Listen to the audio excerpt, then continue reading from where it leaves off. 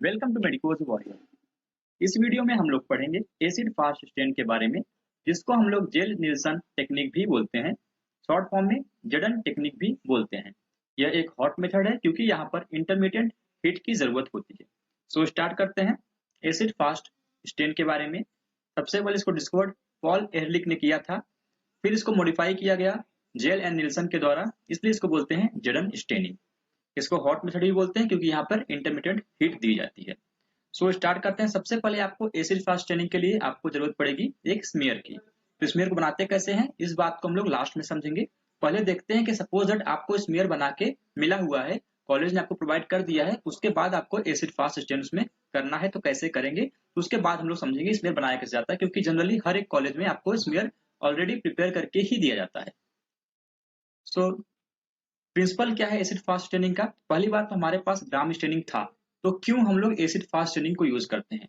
इसका answer simple सा है। कुछ बैक्टीरिया ऐसी होती हैं, क्योंकि आपको पता है ग्राम स्टेनिंग के लिए जो क्रिस्टल वायलेट था हमारा, उसको अंदर जाना पड़ता था। लेकिन कुछ बैक्टीरिया के जो सेल वॉल होते हैं इतने रिजिड होते हैं कि ग्राम स्टेन का जो क्रिस्टल वायलेट है, आयोडीन है, वो अंदर नहीं जा पाता है। तो उसके लिए हम लोग यूज करते हैं हमारा एसिड फास्ट स्टेन। क्योंकि सेल वॉल लिपिड होती है और हाईली लिपिड होती है, इसलिए वह ग्राम स्टेन अंदर नहीं जा पाता है। लेकिन जो हम लोग यहाँ पर स्टेन यूज करते हैं, नाम इसका कार्बोल्फेशन का, तो यह एक लिपिड सॉल्युबल स्टेन है एज कम्पेयर टू अदर। यह क्या करता है, आसानी से यह अंदर जा सकता है, हालांकि इसको भी हीट की जरूरत पड़ती है अंदर भेजने के लिए, लेकिन यह पार कर सकता है, इसलिए हम लोग इसको एसिड फास्ट स्टेन में यूज करते हैं। तो सिंपल सा रीजन यही है कि कार्बन फिशन जो एक प्राइमरी स्टेन है हमारा एसिड फास्ट स्टेन का, वो लिपिड को पेनिट्रेट कर सकता है और अंदर जा सकता है। तो यह बेसिक हुआ। अब इसका प्रिंसिपल क्या है, मेन प्रिंसिपल क्या है, तो एसिड फास्ट का मतलब क्या होता है? एसिड फास्ट का सिंपल सा मतलब है एसिड फास्टनेस। इसका मतलब समझिए कि इसका मतलब है ability to resist the decolourisation. तो एसिड फास्टनेस क्यों बोला गया? क्योंकि यहाँ पे एसिड यूज करते हैं हम लोग H2SO4, जिसका काम होता है हमारे जो स्टेन है उसको डीकलराइज करना। लेकिन जिस बैक्टीरिया के पास एबिलिटी है डीकलराइज करने की, मतलब जो बैक्टीरिया परसिस्ट कर पाए अपना कलर, रेजिस्टेंस है इसके डीकलराइजेशन के, वो कलर शो करेगा।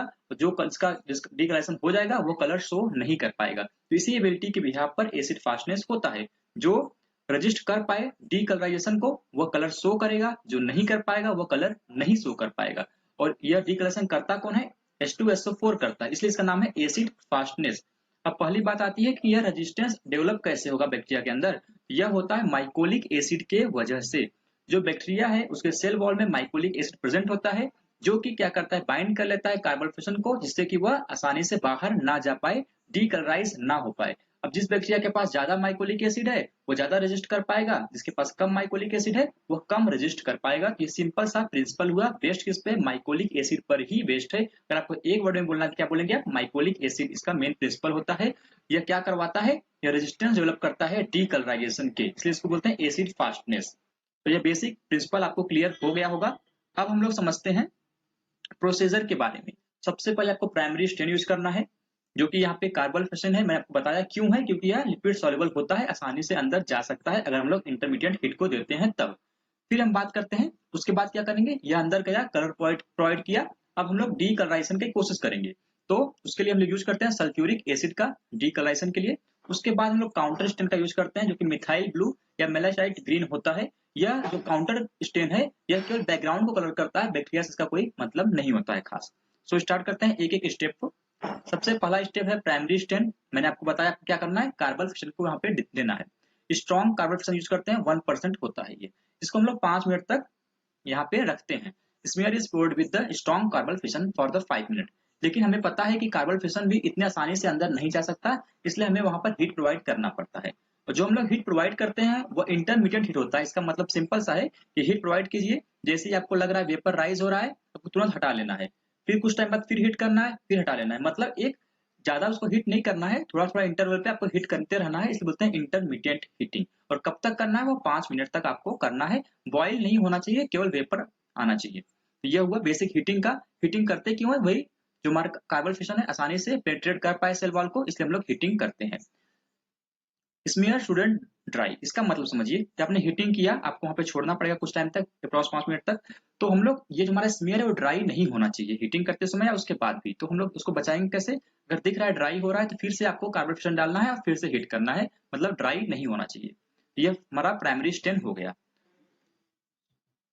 तो आपको इंटरमीडिएट हीटिंग कैसे करनी है आप देख सकते हैं इस डायग्राम में। आपको रॉड लेना है 2, उसके ऊपर स्लाइड को रखना है, नीचे से आपको हीटिंग यहाँ पर देनी है। हीटिंग कुछ इस तरह से देना है कि जब वेपर राइज हो तो आपको हटा लेना है, फिर से कुछ टाइम बाद फिर से हीट करना है, फिर हटा लेना है। तो कुछ इस तरह से प्रोसेस आपको करना है, कम से कम 5 मिनट तक करना है। उसके बाद आपको क्या करना पड़ेगा, आप उसको हीट को दूर कीजिए, कुछ टाइम तक वेट कीजिए, उसके बाद हमें वॉश करना पड़ेगा वाटर से। हम लोग इसको टैप वाटर से ही जेंटली वॉश करते हैं। जब आप देखेंगे स्लाइड को वॉश करने के बाद तो यह रेड कलर का दिखाई देता है। कार्बन फिशन के बाद हमारा स्लाइड जब रेड कलर का दिखाई देता है तो मतलब ठीक चल रहा है प्रोसेस हमारा। उसके बाद हम लोग क्या करेंगे, इसको डीकलराइजेशन इसका करेंगे। डीकलराइजेशन के लिए हम लोग सल्फ्यूरिक एसिड का यूज करते हैं, 25% सल्फ्यूरिक एसिड का यूज करते हैं। इसको हम लोग स्लाइड के ऊपर डाल देते हैं और वेट करते हैं, कम से कम 2 से 4 मिनट तक का हम लोग वेट करते हैं। फिर इसको भी हम लोग अच्छे से वॉश कर देते हैं। वॉश करने के बाद यह लाइट पिंक कलर का दिखाई देता है। लेकिन कई बार ऐसा होता है डीकलराइजेशन करने के बाद यह लाइट पिंक कलर का नहीं दिखाई देता है, रेड कलर का ही दिखाई देता है। If slide is still red, तब आपको क्या करना है, तो आपको फिर से सल्फ्यूरिक एसिड डालना है और कम से कम 1 से 3 मिनट तक वेट करना है। फिर देखना है कि क्या होता है, तब आपको लाइट पिंक कलर दिखाई देगा। तो sulphuric acid is reapplied for 1 to 3 minute, then gently with the tap water. अगर आपको पहले पिंक कलर नहीं दिखाई दिया तो ये प्रोसेस करना है। उसके बाद क्या करना है, सिंपली आपको जो स्लाइड का पीछे वाला साइड होता है, बैक ऑफ द स्लाइड, उसको भी साफ करना है, उसको भी क्लीन करना है। कैसे क्लीन करेंगे, सल्फ्यूरिक एसिड को एक स्वेब में डिप करके वहां से आपको अच्छे से क्लीन कर सकते हैं। यह प्रोसेस हुआ। फिर उसके बाद क्या करना है, डीकलरेशन हमारा हो गया। तो उसके बाद हमें क्या करना है, हमें काउंटर स्टेन का यूज करना है। तो डीकलरेशन के बाद हम लोग काउंटर स्टेन का यूज करते हैं, जो कि मेथिलीन ब्लू होता है या मेलाकाइट ग्रीन होता है। दोनों में से किसी को भी यूज कर सकते हैं। इसको आपने मेथिलीन ब्लू को 30 सेकंड तक यहाँ पे अप्लाई करना है, उसके बाद आपको वॉश कर देना है। तो जो यह मेथिलीन ब्लू है वह पूरे जो ऑर्गेनिज्म है जो एसिड फास्ट शो नहीं करते हैं उनको ब्लू कलर में पेंट कर देता है, कलर कर देता है, और जो बैकग्राउंड है उसको भी ब्लू कलर में स्टेन कर देता है। और जो हमारा कार्बन फिशन था वह उसको रेड कलर में कर देता है, जो ऑर्गेनिज्म एसिड फास्ट शो करते हैं।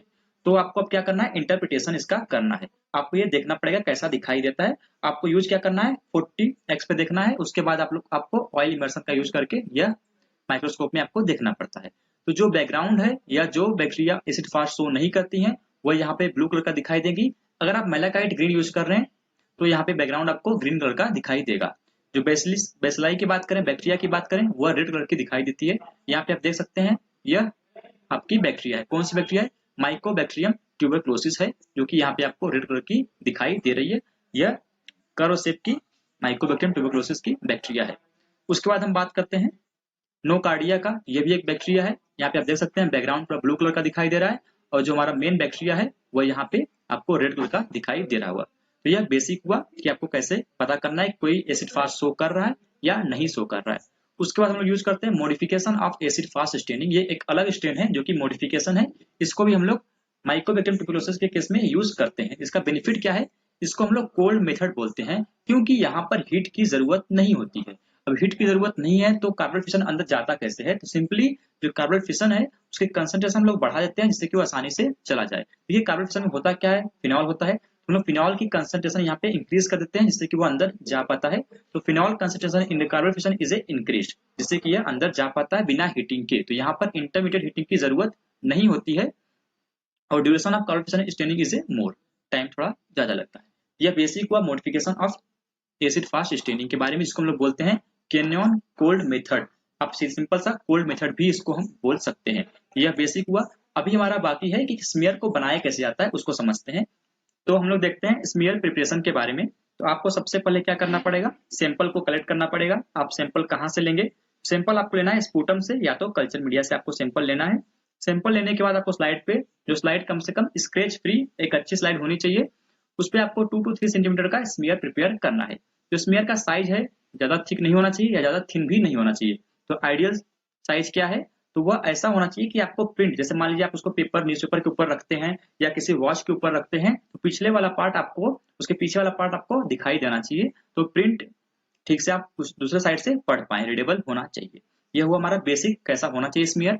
और इसको बनाना कहाँ चाहिए, तो आपको इसको याद रखना है कि जो फ्लेम है आपका उसके कम से कम 6 इंच के दायरे में आपको बनाना है, क्योंकि ऐसा माना जाता है कि फ्लेम के 6 इंच के सराउंडिंग में एक स्टेराइल जोन होता है, जिससे कि यहाँ पे आपका स्मीयर अच्छे से बनता है, मतलब वहाँ पे कंटामिनेशन या इन्फेक्शन नहीं हो पाता है।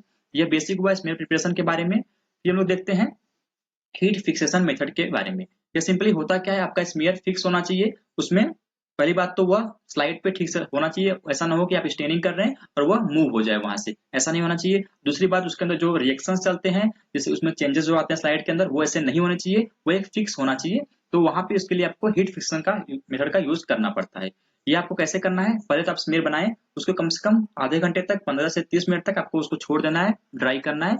उसके बाद आपको वहां पे हीटिंग करनी है। देखिए यह हीटिंग दूसरी है, जो हम लोग पहले करते वो तो एक एसिड फास्ट स्टेनिंग का हीटिंग था। यहाँ पर बेसिक है, कोई भी आप स्मीयर बना रहे हैं तो वहाँ पे हीटिंग आपको थोड़ा सा करना पड़ता है। तो heat fix by the passing over the flame 3 to 5 minute for the 3-5 second each time. तो आपको ऐसे 3 से 5 मिनट तक आपको धीरे धीरे सेकंड सेकंड करना है, मतलब ले जाइए, हीट कीजिए, फिर वापस ले जाइए, फिर हीट कीजिए, कुछ इस तरह से आपको वहाँ पे प्रोसेस करना पड़ता है। हालांकि ये प्रोसेस आपको करना नहीं है, ये आपको मिलता है करा हुआ, बस आपको पता होना चाहिए किस तरह से ये परफॉर्म होता है। तो coagulation of the proteinaceous material in the sputum will facilitate the fixing of the smear, जिससे कि वह फिक्स हो जाएगा। कैसे, जब हमारा कोगुलेशन हो जाता है किसका, जो प्रोटीनियस मटेरियल प्रेजेंट है हमारे स्मीयर स्पूटम के अंदर। तो यह बेसिक हुआ हीट फिक्सेशन के बारे में। तो आई होप आपको समझ में आ गया होगा पूरा एसिड फास्ट स्टेनिंग के बारे में। तो मिलते हैं नेक्स्ट वीडियो में। Thanks for watching the video.